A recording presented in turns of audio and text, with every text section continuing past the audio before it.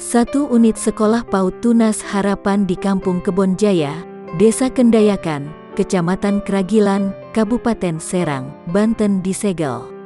Upaya penyegelan itu dilakukan oknum yang mengaku sebagai pemilik lahan bernama Abu Bakar, Ketua RW 03 Desa Kendayakan.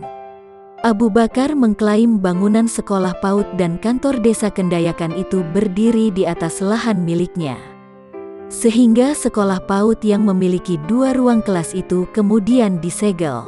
Kepala Sekolah PAUD Tunas Harapan, Muslihat menjelaskan kronologi penyegelan itu terjadi. Awalnya anak-anak mau belajar, pada hari Senin, tanggal 6 September tahun 2021, melihat bahwa pintu, ruang kelas kedua, tersebut sudah ditutup, ujarnya saat ditemui di lokasi, Senin, tanggal 27 September tahun 2021. Setelah melihat satu pintu kelas ditutup, pembelajaran dilakukan hanya di satu ruang kelas. Selebihnya para siswa belajar di depan ruang kelas.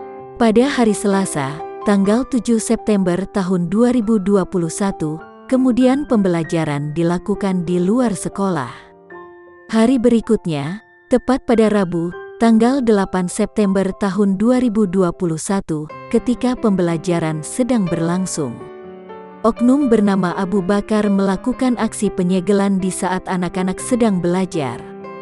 Pada saat dilakukan penutupan, kata dia, hal itu disaksikan langsung oleh para murid dan juga guru, di mana saat itu sedang berlangsung proses pembelajaran.